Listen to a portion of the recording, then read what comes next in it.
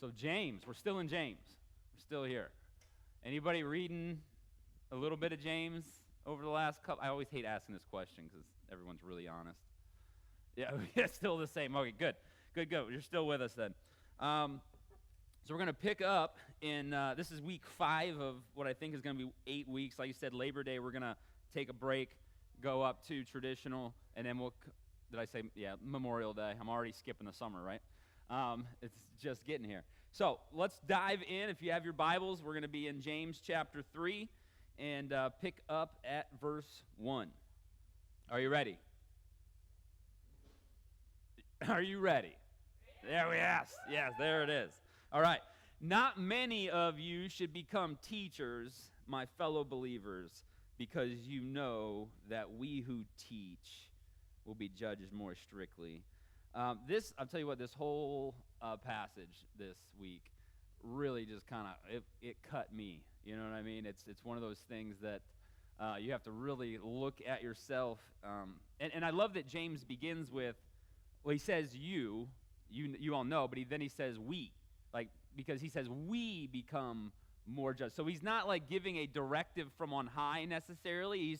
He's including himself in it. He's going, we get judged a little bit more harshly. And then he says, you know this, right? Isn't that what I think the verse, is it still up there? It says, not many of you should become teachers because you know that, right? You know this. And so what he's saying is actually not something, because when I would first read this, it felt more like hey, because you're teaching, like God says you're going to be judged more harshly or something like that. But it's actually self-evident, right? That people who choose to teach or who are put in a role of leadership or anything like that, that you're naturally going to be judged more harshly because you're held to a higher standard, right? And is it fair? It's like, yeah, it's fair, right? I mean, because you wouldn't hire an overweight physical trainer, right?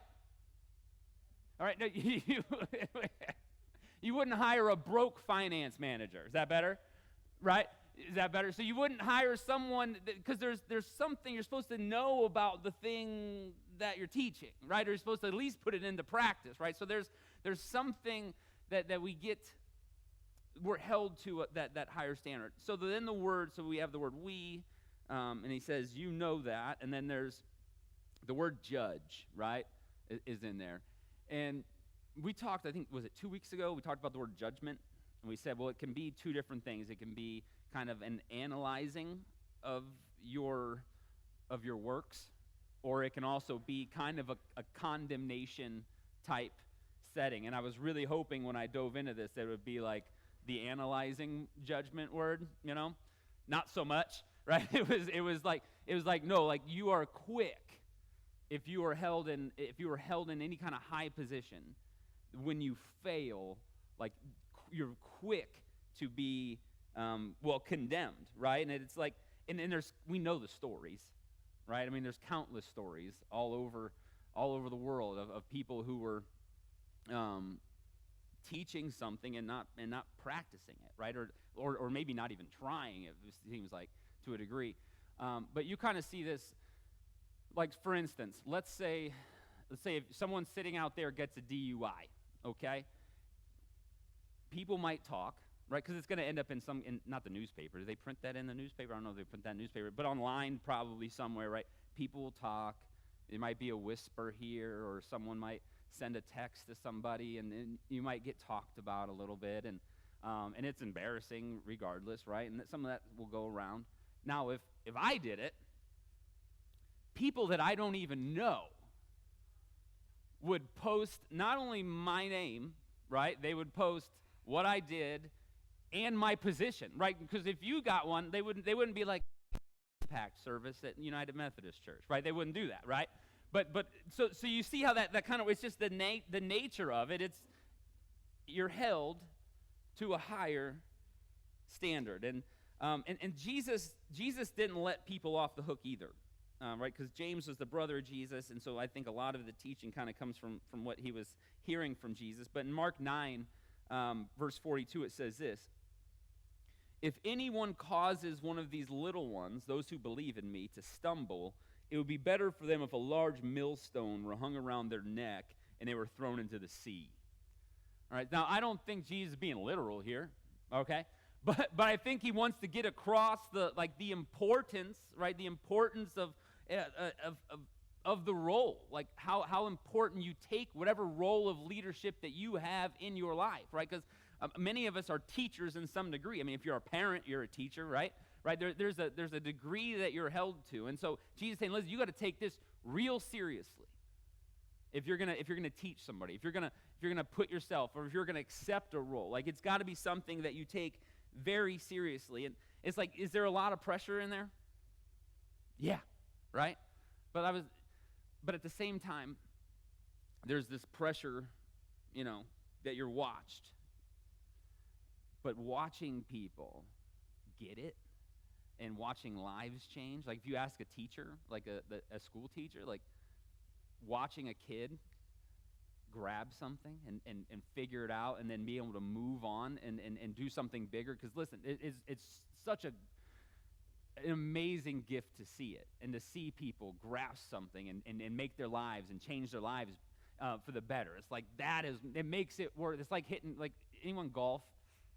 Like when you go out to golf, it's like you only have to hit one good shot, and you'll come back the next time.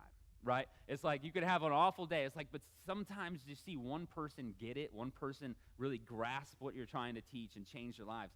Listen, I love seeing people just dive into new ways of life. Like when they're sitting here, they're learning something. They go, I want to do something for God. Like I want to seeing people sacrifice for the church, and sacrifice for what God is doing, and sacrifice for their community.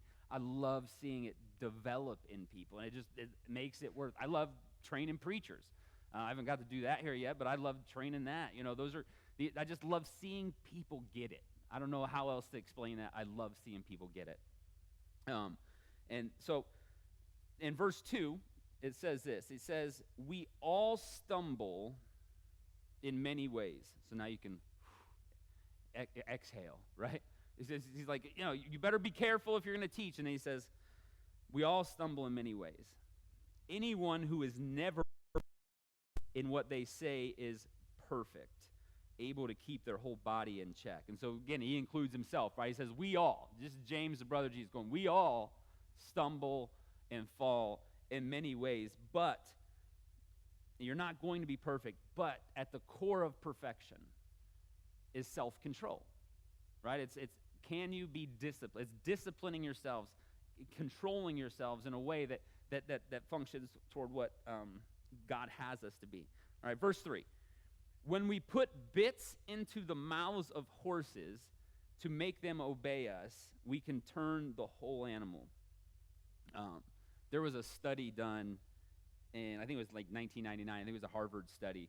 And they took a group of students, and they put them in a room, and they put something on the TV. And so what was on the TV was other students in two different colored shirts. They were throwing a ball back and forth, all right? And so they were instructed to count how many times the ball got thrown back and forth, okay? Super difficult, but they're college kids. They can handle it, all right? Now, what would happen in the middle of the film is a gorilla. It wasn't even a real gorilla. It was a woman dressed like a gorilla. She walks out in the middle of these college students throwing a ball, beats her chest, and then walks off the other side, right? Wild. So at the end, they asked the students, like, so how many times did they catch the ball back and forth? And the students were like, 7, 8, whatever it was. And then they asked them, who saw the gorilla? Half of them had no idea what they were talking about, right? It wasn't like a sneaky gorilla, right? Not that there are sneaky gorillas. It was a beating his chest in the middle. So half of them didn't see it. It's like, so what does that mean? It means a lot of things, actually. It definitely means you don't see what you're looking at all the time, right? Which, if you're married, you've been told that before, right? It's something right in front of you. I didn't see it. But also what it means for us, what it means for this passage is that you see what you're looking for, right? Because they weren't looking for a gorilla, right? They were looking to see how many times the ball was thrown back and forth. And so we are going to see the things that we look at. And so as leaders, or as a teacher, or as a leader of your home, whatever it is that you've kind of been put in charge of, you've got to be careful, right? Because where you peer, you steer, right? You take that home with you. Where you look, you go. It doesn't rhyme. You know what I mean? Where you peer, you steer. Like what you look at is what you go towards. And that's why you can pull a horse's mouth into another direction and they go that way. That's where they're looking. That's why you put blinders on them, right? So they don't look at things you don't want them to look at, right? And so we have to be careful about what we look at, about the things that we focus on, because you become the things that you look for. You become the places that you go, and you go the places that you look, all right? And so that's kind of what's happening. Is going, like, you control the horse with the bit in the mouth. You point it wherever you want it to go, and that goes that way. And that's what I try to tell my teenage drivers that are coming up. It's like, where you look, where you peer, you steer, you know? So we have to be careful as leaders, because we have to be aware that people are following us, that someone's looking up to you. When I was a teenager, well, even a tween, they didn't call it that when I was a tween, but when I was a tweenager, I was not like real popular in middle school or high school. Like, I just kind of existed, right? I don't know if anyone's been there. Like, it's like I got picked on a little bit, but not as much as some people. But I definitely wasn't getting invited to stuff like other people. I just kind of was floating by with like 2 or 3 friends. And so I hated middle school, not a fan of high school. So, but in youth group, I was way more popular. Okay, I was way more popular in youth group, and I was not the star student. Okay, not the star student. I was actually known more for getting into trouble. I grew up in the same church that I went to youth group in, so I was the kid they didn't even lock. I don't want to give the kids ideas here, but lock bathroom stalls from the inside and then climb out from under them. Like, that was my move. Like, that, they knew that was my thing. All right. So I was always in trouble, and I would go to. There's this one time I realized that I was fairly popular within the youth group setting, and I wasn't really setting a good example, you know. And there was it was called camp meeting. I don't know if I've explained camp meeting yet, but there's a big you wouldn't call it a shed. It's a pavilion, a massive, massive pavilion that's, you know, outside on this campground. And we would go, and churches from all over Northeast Ohio would show up, and they would bring in a pastor from all over, somewhere over the country. Like, so it was like the holy grail of preacherdom, all right? So they were just showing up, and so this was like a big deal. People show up every day for a week. We would have church every night, or 3 times a day for a week, all right? That's a lot of church, y'all. All right, and so we're sitting there, and he was telling this preacher, his name was Steve Childs, and he says, he starts telling a story about a kid in his youth group. And have you ever had a preacher tell a story, and you're like, did someone tell him my story? Right? So that was what was happening. He's talking. I'm going, like, he doesn't know me. I know he doesn't know. Like, did my grandparents tell him about me? Like what is happening? Like, why does he know my story? He's just reading my mail, you know? And he said something. He said, listen, some people are born leaders. People are going to follow you no matter what. So it matters where you take them. And it just, that moment, it changed me.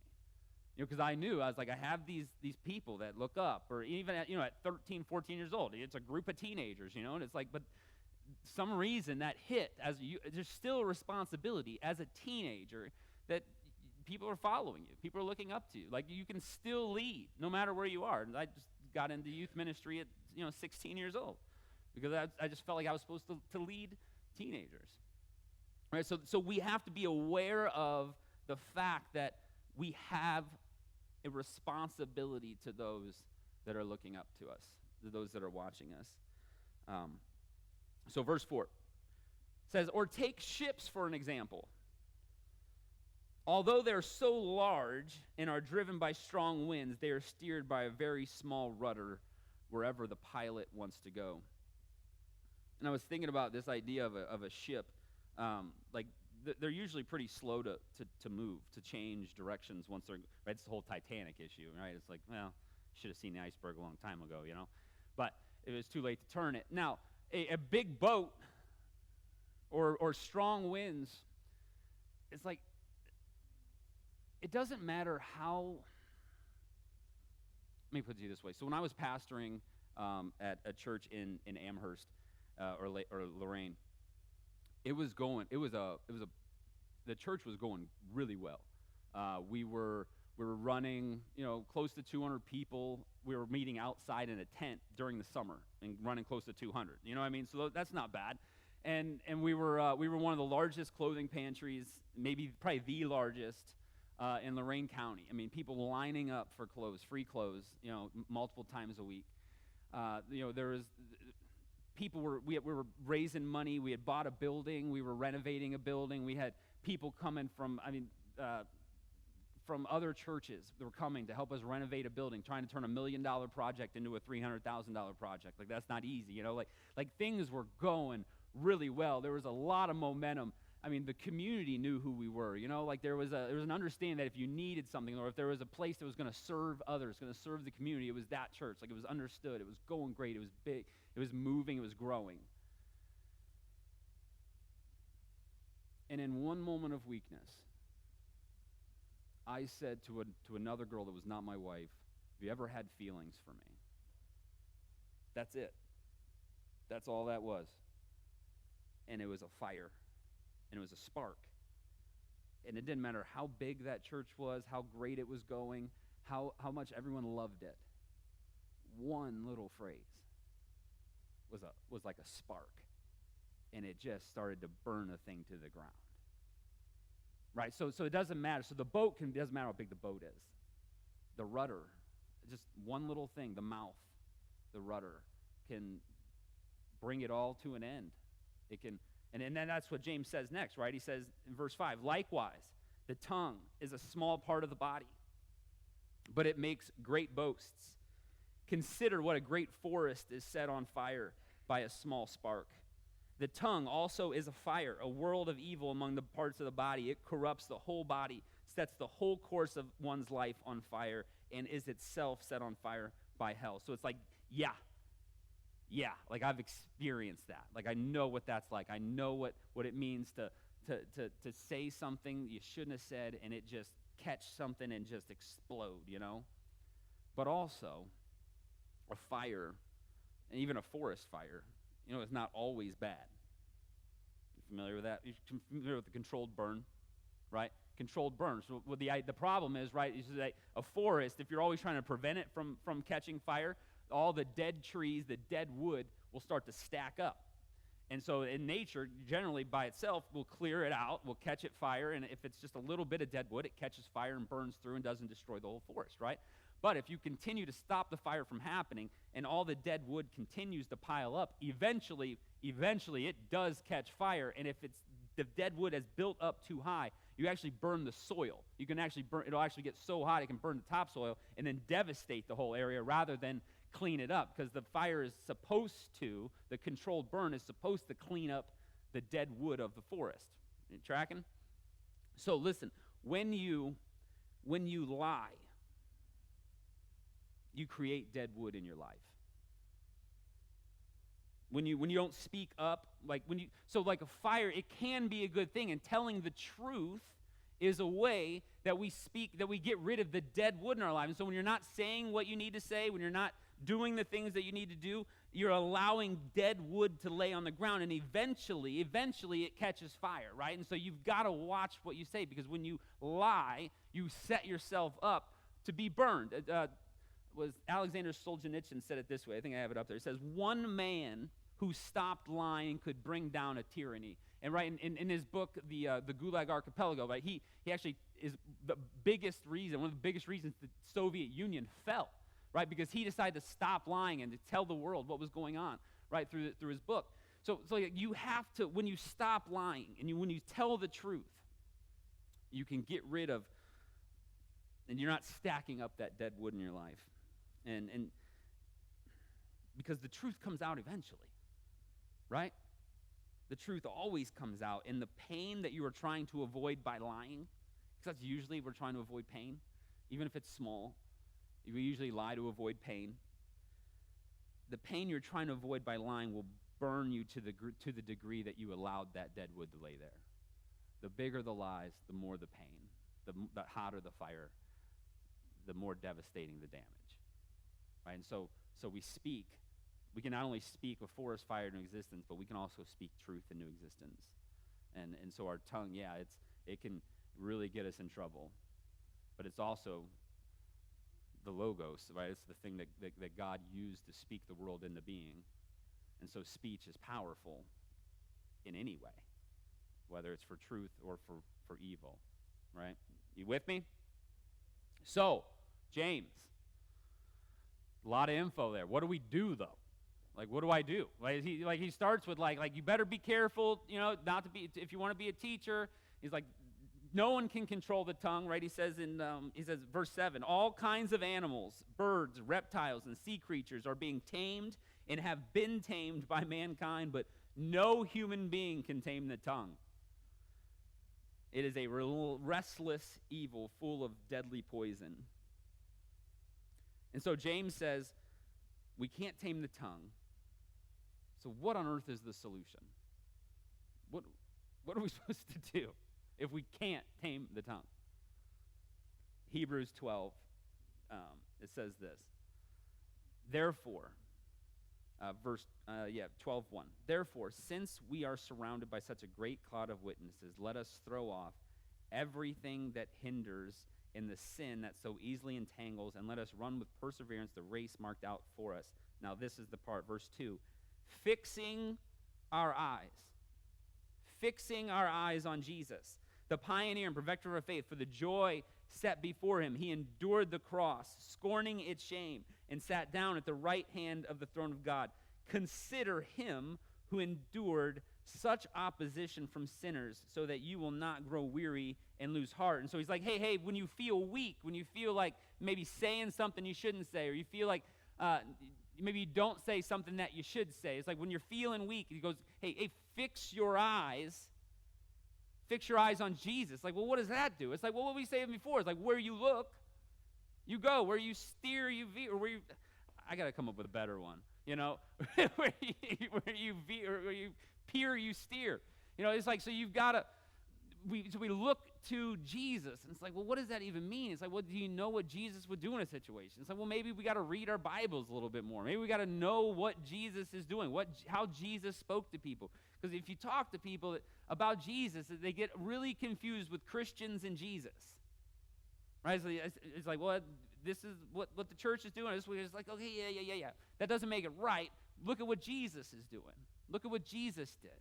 And so we focus our eyes. That's what Peter, right? When Peter was on the boat and the waves were going, and then and Jesus remember he's walking out on the water, and they're like, it's a ghost, and Jesus goes, no, it's me. And what Peter's like, just call me out.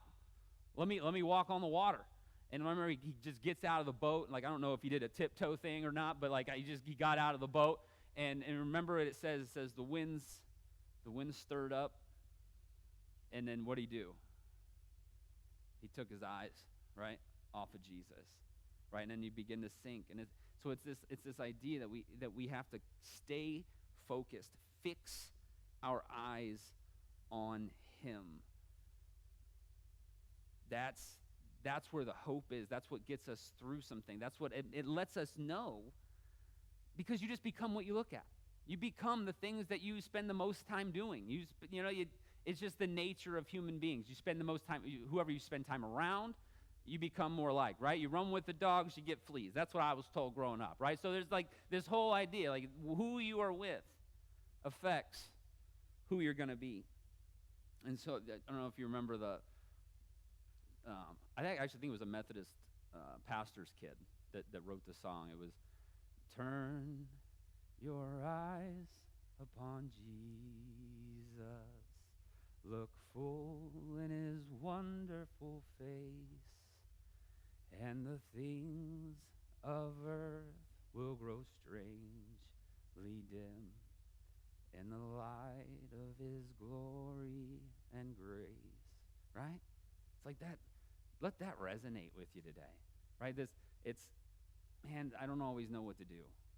I don't always know what to say, but I know I cannot lie, right? I don't always know what the truth is sometimes, but I know when I'm lying, or I know when I want to lie, and so I can stop that. I know I can stop that. And so we can work on those things, find something to work out, and then it's focus on Jesus. It's fix your eyes, gaze on Jesus.